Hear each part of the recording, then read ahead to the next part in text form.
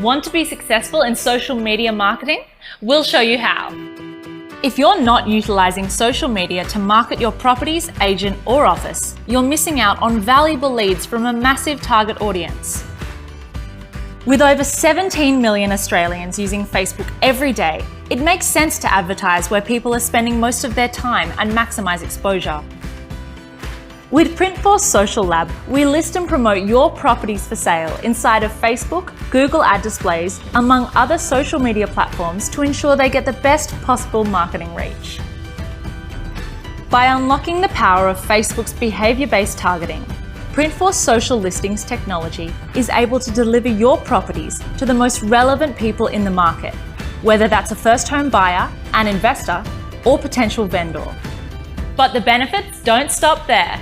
A target audience is selected based on Facebook data and your own audience parameters. Potential buyers can easily like, share, browse property details, and register for your open home, all within their preferred online space, Facebook.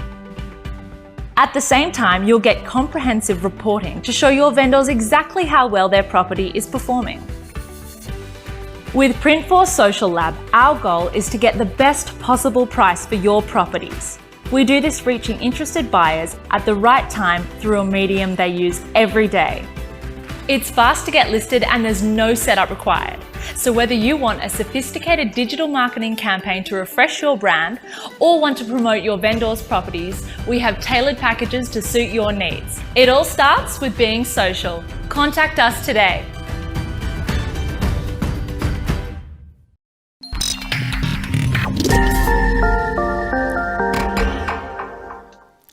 Hello once again and welcome to Property News Update. My special guest James Bell will join me in just a moment. We're going to have a look at how the property market's taken a bit of a V shape.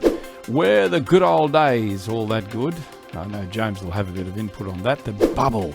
Talk about the bubble. That's back. See what you can do with $3 million in 3 years. I know what I could do. I wouldn't be here.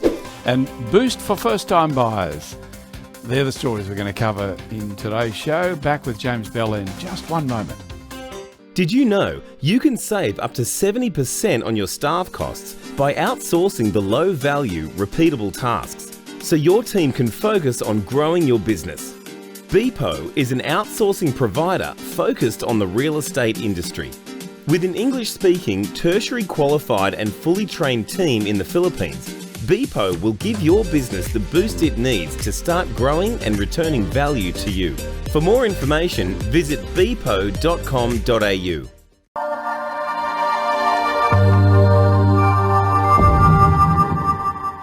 Welcome back to the show, and we say hello to James Bell. James is from Better Homes and Gardens. G'day, James. How you doing? Good, Kevin, mate. How are you? Oh, mate, I'm fantastic, thank you. Here it is Friday, and we're reviewing all the top stories of the week, and we got a few good ones lined up for you today. Mate, how's business? Mate, business is good. Business is good. There's plenty of activity out there at the moment. I'm having plenty of conversations across our industry. Well, of course, James's role with Better Homes and Gardens is that he's the man who looks out for new operators, new offices, and of course, that's a changing landscape all the time. So we look forward to seeing who you're bringing on, my friend. Hey, listen, let's get to our first story. This one comes from Mortgage Business about the property market taking a bit of a V shape, much faster than anticipated. The rebound in property price growth could magnify mounting housing affordability pressures, according to CoreLogic's research. And this is a story that was generated by Tim Lawless. I went to a lunch in Sydney. It was last Friday, I think. And Tim was talking about this. So as we're getting more people, and this is also on the back of another story we're going to carry, and that is a lower deposit scenario for first-home buyers. What's your view on this story, mate? Look, I think there has been a rebound. There's no doubt about it. What the drivers are probably remain a little bit unclear. Whether it's the lower interest rates. I think there's also a shortage of stock on the market at the moment too, in comparison to this time last year. So, there's probably a couple of factors at play, but I actually think it's a positive thing to see the market rebound the way it has. Yeah, I think it's certainly a positive thing. I do think, and I'll talk to you about this later, about the 5% scenario or deposit scenario for people. If there is a bit of a rebound and then maybe a bit of a retraction in the market, we might find some people, especially young people, first-time buyers, maybe having negative equity in their property. But we'll cover that story a little bit later. But I agree with you, mate. I think any kind of rebound of the market is going to be a good thing. It is emerging, though, as a bit of a patchy situation, isn't it? Different markets, different price variations. Yeah, look, there's that old saying, horses for courses. There's, in Sydney, I guess there were some areas that held up a lot better in the retraction than other areas did. And similar to when the market does increase, there'll be areas that increase at a higher rate than what others will. There's a lot of factors at play with that, though, too. Where I had my office, obviously was highly dictated by the local high school that had such a fantastic reputation. Yeah. So when the market did drop a little bit there, we weren't as affected as much. But when the market took off, we took off quicker than other areas. So there's always little local sort of idiosyncrasies that are always at play as well. That's a big word, mate. Idiosyncrasies. Yeah, I learnt it from Sarah. I'm impressed. Sarah is James's wife, and Sarah is very good with words, as we know. As we know.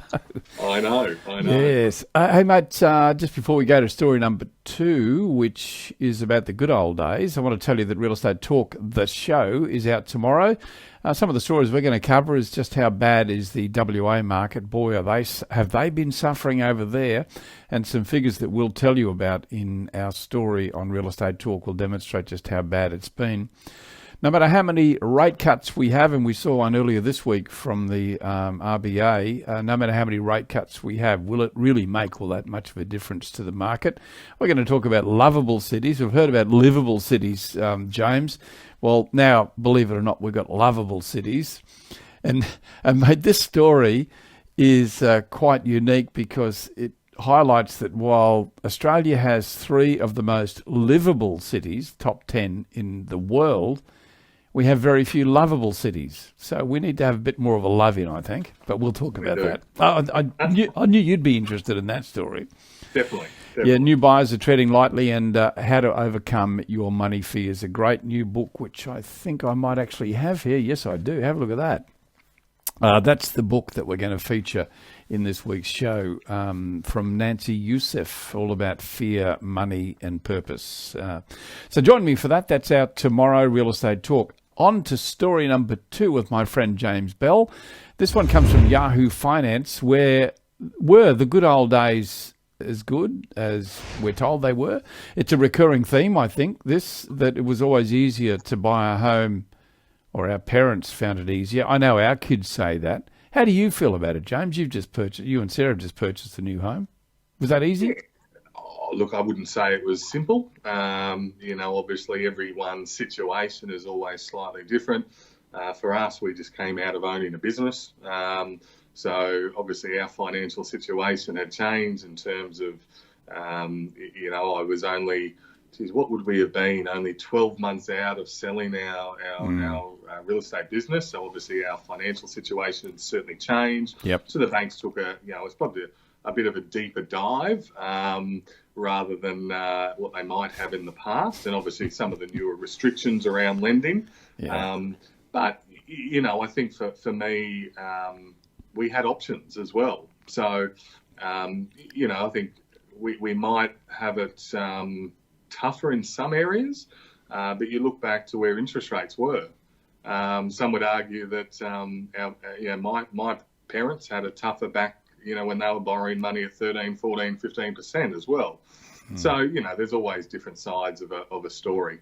Yeah, well, I mean, we were in the housing market in those days for those massive rates. And I think there's always this balance about disposable income, wages growth, property prices. I don't think it's easy for anyone nowadays to buy a property. You've got to have a lot of discipline to be able to save the deposit. One thing that I am a little bit concerned about is the disparity between what home buyers pay in terms of interest to the banks and what investors pay. And, there is such a huge difference. And investors are caned time and time again, same money, but, it's almost like a tax saying, well, property investors are rich landlords who are greedy and therefore should be paying more. It's like land tax. I don't agree with it. And, I think the banks have got... In fact, Margaret Lomas did a really good story on this just recently, asking that question: why should investors have to pay more for a home loan than a property owner? So anyway, get off. Well, I know Sarah and I are probably paying 0.6% more on our investment properties than what we are on our principal place of residence. Yeah, well, for me it's a little bit more than that, mate. But I think we're about to go and visit our bank and say, hey, listen, guys, what are you doing? And I think everyone should be encouraged to do exactly that. Go and check. So definitely. Okay, the bubble. Mate, the bubble's back. I couldn't have believed this story. This one comes from The Age. Reports that property prices are threatening to spin out of control. And here we go again, another 6 months or so of people saying, is the bubble going to burst? Wow. It's amazing how quickly it turns around, James. Yeah, look, it's only sort of a month or two ago that all the news headlines were the complete opposite. Yeah. We were talking about the doomsayers predicting a 40% drop in our value in all of our residential properties across the whole of Australia. Yeah. And yet less than 60 days later, we're now flipping the coin and talking about an out of control market. Maybe it's just sensationalised media. But I think certainly. Yeah, I think only one person has to come out and mention bubble or property bubble, and the media go into a frenzy. And it's a pretty easy story to peddle and gives you some headlines. But I do think at a time when we need good consumer confidence in the market, it's not a good story to be peddling. So it doesn't give confidence at all. And I think the market's probably been in recovery for 2 to 3 months to a degree, but when I say recovery, what I'm seeing is a greater level of activity in the marketplace. Yeah, that necessarily hasn't turned across into this activity turning across into buyers or bidders at auctions. But certainly there has been an increase, and whether it's a bit of a monkey see, monkey do approach at the moment, that people are saying, well, I'll jump in before others do, and things like that. But I think we're in a fairly level marketplace at the moment. I think what we're achieving at the moment, I would say, is true market value, rather than I go back sort of 3 or 6 months ago, and I know if an offer is accepted, it's market value. Yeah. But there were probably some properties being released below market, and the drops were probably a little bit more than what you would have expected. Yeah, indeed. We can take a short break. We'll come back and we'll have a play with $3 million and see what you can do with that over 3 years. Back in just a moment.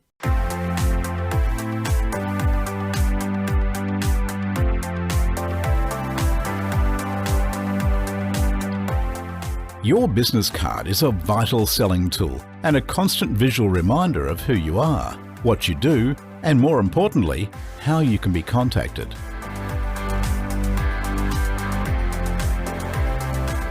Introducing our new Velvet business cards, featuring a luxurious premium laminate that has a velvet texture and is soft to the touch. Printed on a resilient 450 GSM card, these cards can be printed with a range of spot gloss and foiling options to give your office that prestigious look.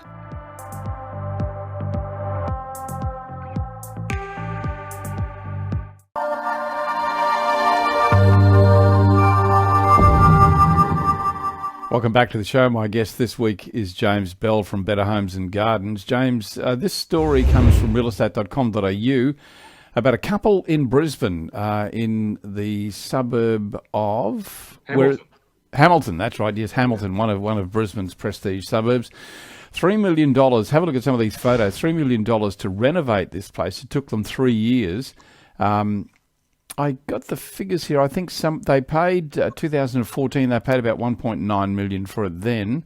They've spent about 3 million on it. It's on the market now to touch under 6 million. So I reckon they deserve every bit of that when you have a look at this property. But have a look at those views, James. How good are they? They're stunning.